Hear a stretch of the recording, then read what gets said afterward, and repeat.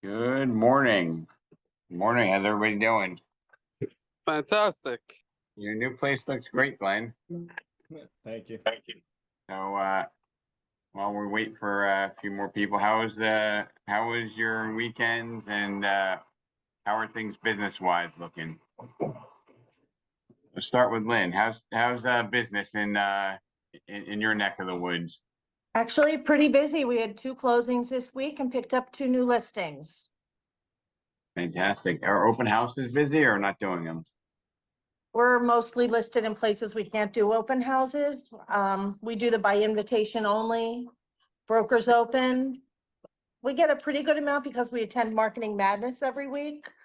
But other than that, we had 1 regular open house on the listing we have in Hollywood and only 1 person showed up. They're really not popular. What is Marketing Madness? Because that's I've heard that for a long time, and we don't. Everybody in Florida should be going. Everybody. Should we be doing it? Maybe we can do it in New Jersey. Oh, it's fantastic. It's run by the board. So depending on your area, depends on which day you're going and which board you're attending. So we of course go to Boca, which covers Boca, Lake Worth, kind of up to Wellington, and then it starts a new one. We meet every Tuesday. We show up around 8:30 to 9 is networking, socializing. You're talking to other realtors in your area. You're talking to other professionals in the industry. You're talking to vendors, just building relationships for 30 minutes. There is absolutely no solicitation allowed. You're not allowed to recruit. It's people from all different brokerages, and it's really just meeting and networking. And then at 9, from 9 to 10, they do updates on things going on at the board. So of course, for a while, the NAR settlement was a big thing. They bring in people that are local experts, sometimes the county, to talk about statistics on current things going on. Is Marketing Madness the right name for it or no? Well, that's what they call it, so. Right, but doesn't seem like that's what it is though, right? It seems like a networking event. It is networking for 30 minutes, then it's educational, and then at the very end, you get 20 seconds to pitch anything you want. If you have a home on tour for the Brokers Opens, you get to go up, they run the slideshow for your listing on the big screen behind your head, and you get to talk about the property and what your theme is and why everybody should come see you that day. Okay. If you're in Florida, it's a great way to meet other people in the industry. And anybody else have any activity this weekend? Busy, slow? We're pretty busy. Status quo? Right now, we're tracking for our second best month in history. Wow, awesome. Is that for new business or closings? Closings, 13.1 is what we're targeting at right now. Congrats. How is activity in your local market? Are you getting a lot of open houses? Open houses are not busy, maybe 3 to 5, unless it's underpriced. And yeah, activity has been ebbs and flows. So good and then bad. It slows down, speeds up. And it's almost every other week it has this volatility to it. But we just stay the course and keep plugging away. So interesting little stat I pulled, and I have to look into it a little bit more before I go public with it. But at a first glance, the top 25 people in the company in business are up an average of 23%. Wow, nice. And I'm sorry, that was only New Jersey. I pulled it on real quickly. But it's probably, I don't know if it's the same in Florida. I'll have to run those numbers. I was just getting ready for the team leader meeting. But, and it was pretty much across the board. Now, I don't know if I didn't do enough analysis to see if maybe there were a different bunch in the top 25 last year, and I'm just cherry picking the data, but I doubt it. I'd bet, yeah, the top 25, 22 or 23 of them were the same. And I thought that was a really interesting statistic. And I think the market is probably off slightly from last year. So that was interesting. Mr. Charles Horner, where do you see this year compared to last? This year is far superior than last year. And activity has picked up incredibly in the last, I'd say 7 to 10 days. Multiple offers on properties that, I had a deal fall through on. The people just seem like they're coming out of the woodwork. It's really odd. I can't I explain don't it. know, it's good. Everybody's picking before the big election. And anybody ever notice every election is always the most consequential election in history, right? It's always. So I want to talk about today's topic. What's the one thing for next year? And I'm gonna try to call everybody out on it. And I'm gonna start with the unlikely. I'm gonna ask Ron Piccolo, since you were the bottom right corner of my screen. What's the one thing for 2025 for the Piccolo team? Well, you can hear me all right? I can, yes. Well, we have to change a few things around because of, we have still kind of low inventory here in South Florida, but we just have to be more aggressive in our prospecting methods. So we're going to have a meeting today, and we're trying to get a couple new listings for the last quarter of this year. But for next year, we're kind of altering our business plan a little bit, and we're going to try to make it more aggressive. Knock on more doors, make more phone calls. Yeah.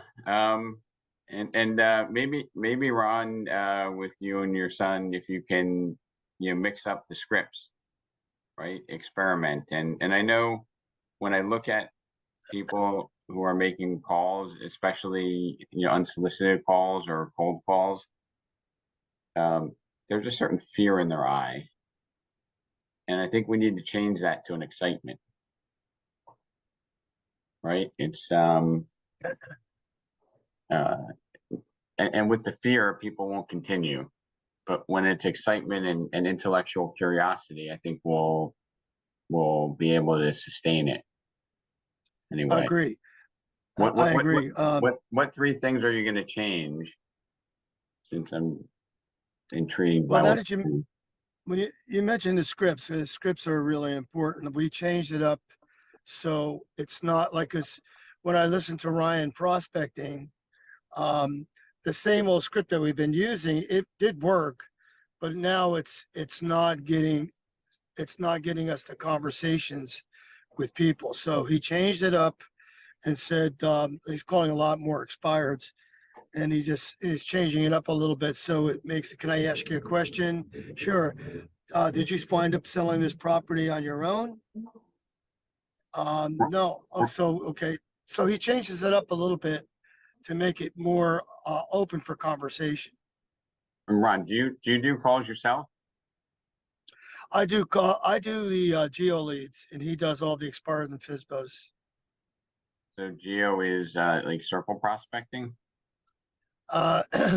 No, just calling my farm area, calling around my farm area or wherever some circles prospecting too, but just picking out areas that, we see a lot of activity in, like some parts of Plantation, some parts of Sunrise, where we see a lot more activity. That's when that's what I do. And I just start calling those neighborhoods. I find it a little difficult during the daytime because a lot of people are at work and they don't pick up.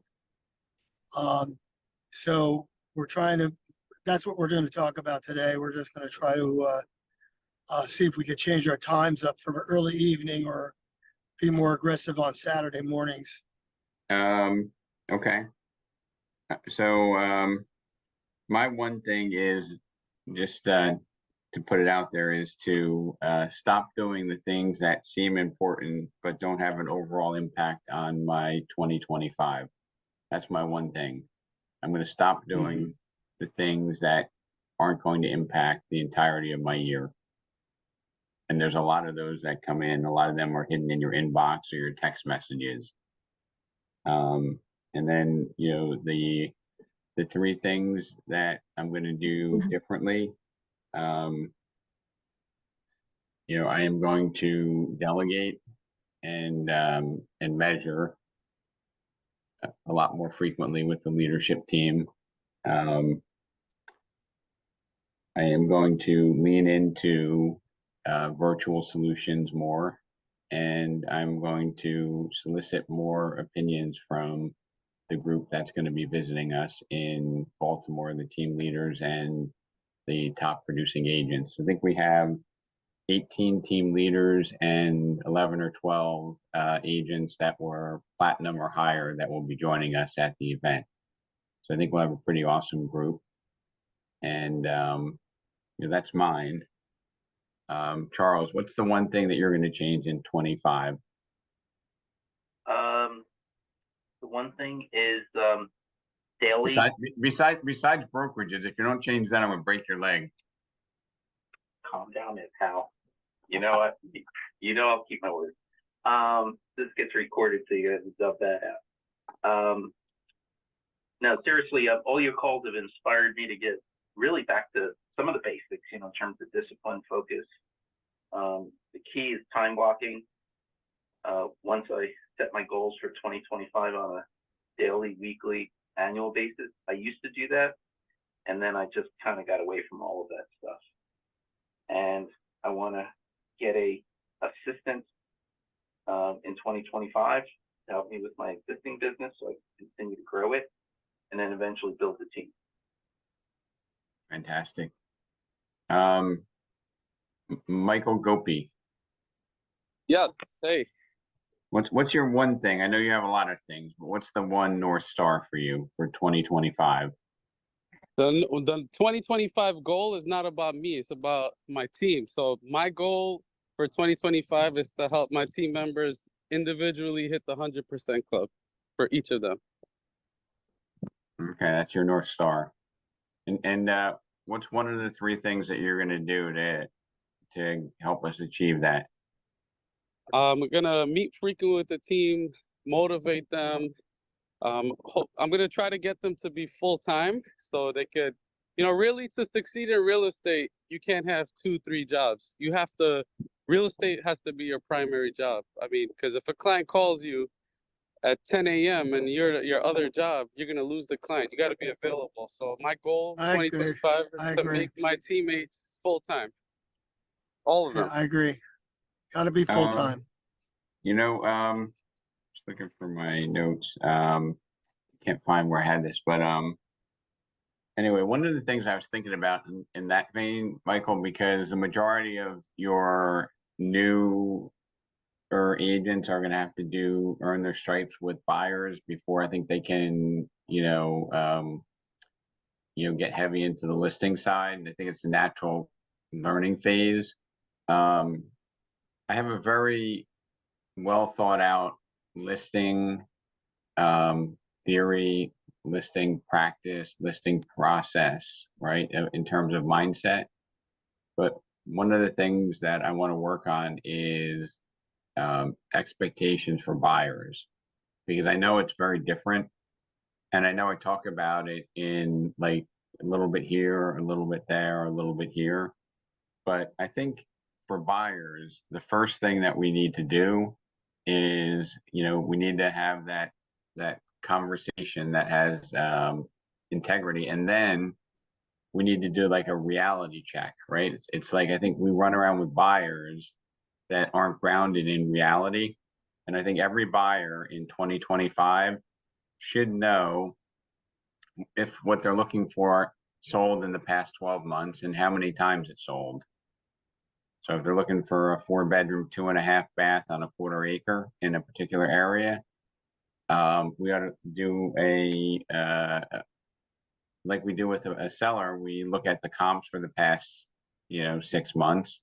We had to look to see if those properties have transacted and have that transparent conversation with every single buyer, no exceptions.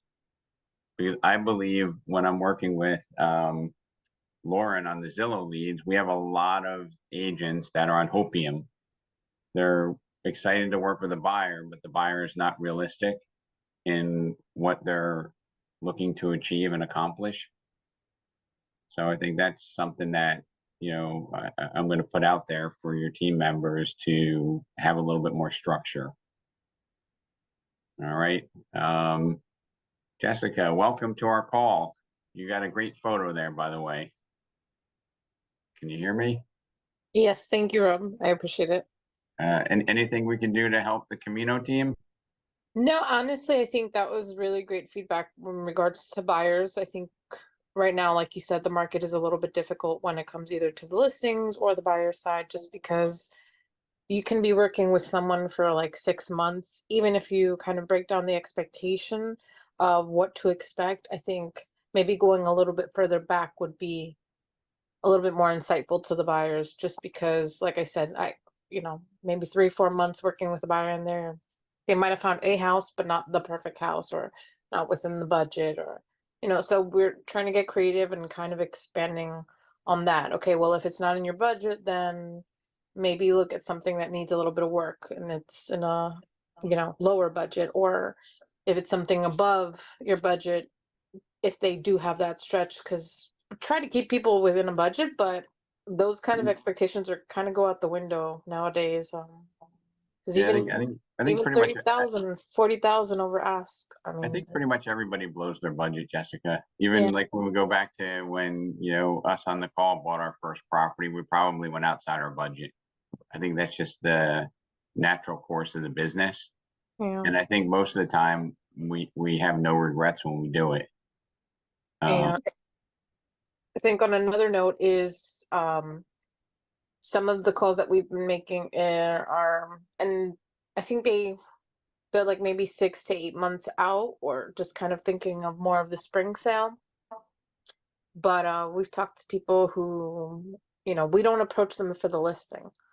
We approach them to come in, see the house on no commission base, basically saying our buyers are looking in this area super heavy. We are getting paid by the buyer. We do have a buyer's agency agreement. So if we can come to a deal, we would negotiate either way with the seller. It's just the compensation would come from the buyer's end. And because on the buyer side, we're looking for things that are not on the market, so you don't have competition. We already have a set price. We already have our commission. So now we're kind of turning it around and basically just going to the sellers and saying, hey, I understand you don't want to list right now, but if we can make a deal for a similar, close, or maybe even above what you're looking for, can we, seal the deal?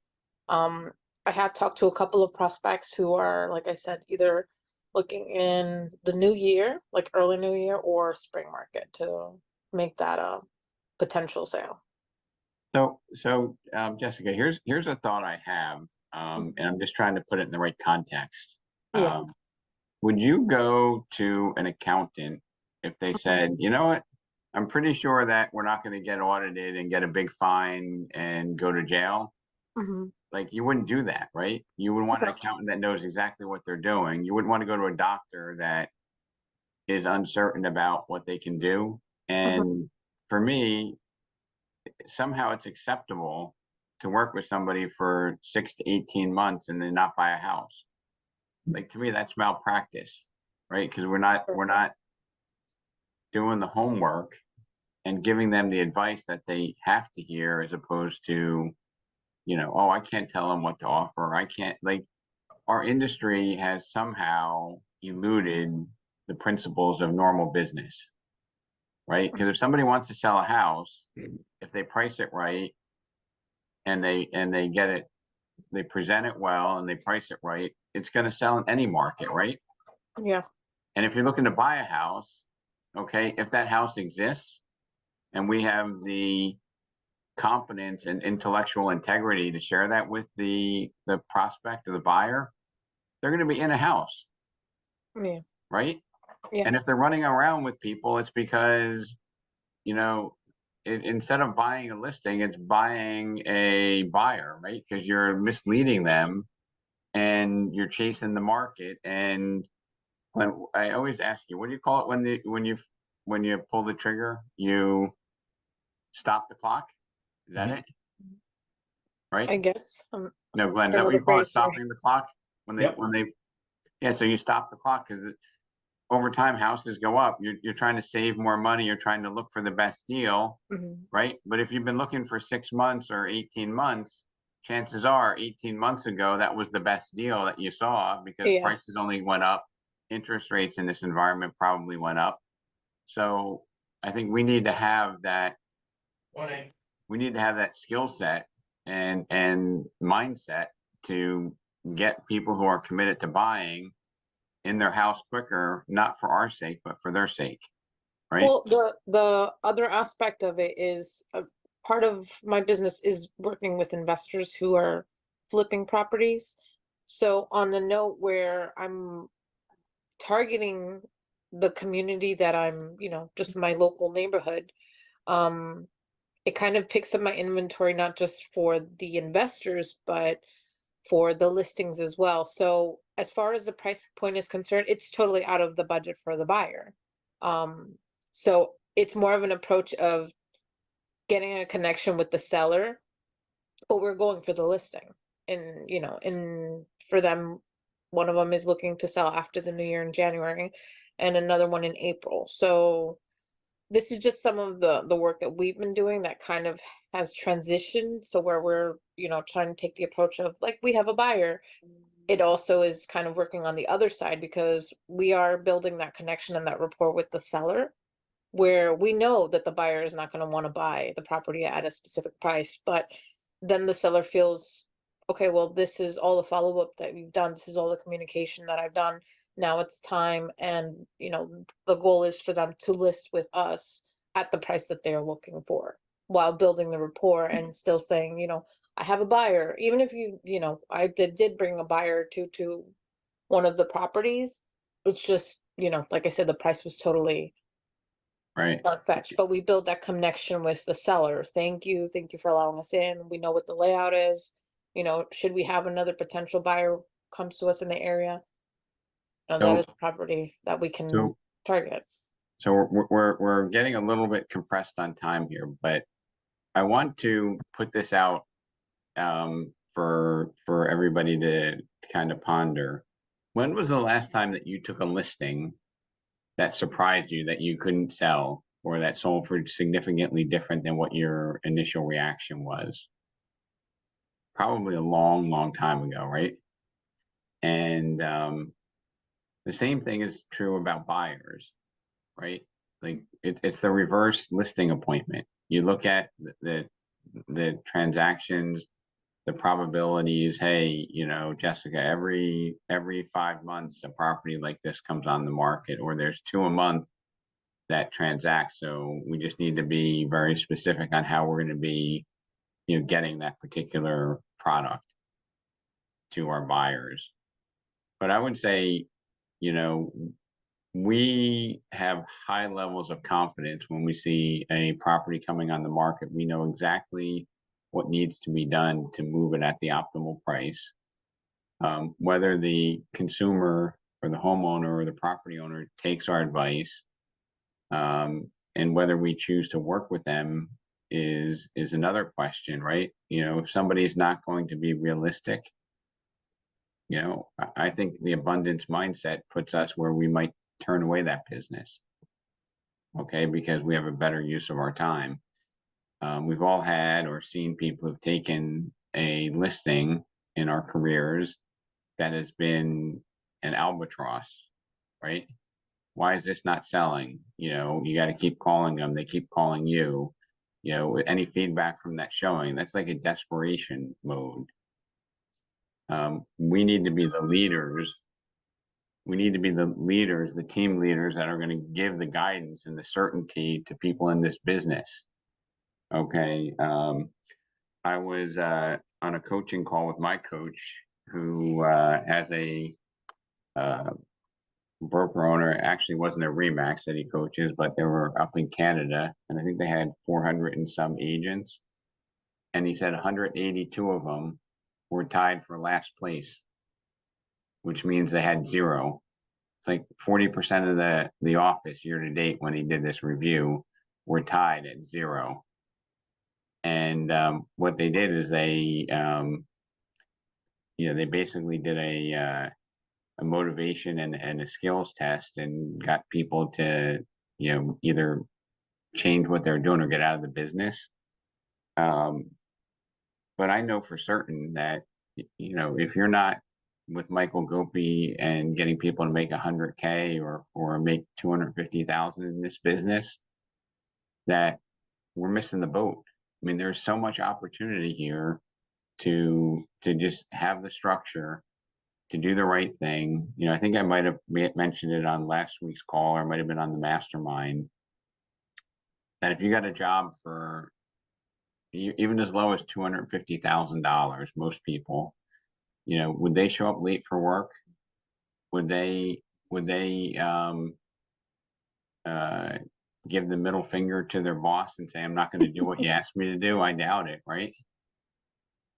But in this business, if you probably just made 2.5 hours a day of calls and you assess your skill set with them, I don't know how you don't make $250,000 in this business. This is one of the best businesses ever, and your cost to get started is minimal, right? And it's almost too minimal that too many people get into the business. But 2025 in real estate's already here, right? Because what we're doing today is already having an impact on our first quarter.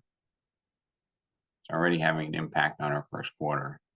And the last thing I'll mention is, with holidays coming up, holidays are important. But how many people do you know that spend a week out of the business before the holiday, and then they take a week to catch up after the holiday? It's like half a month.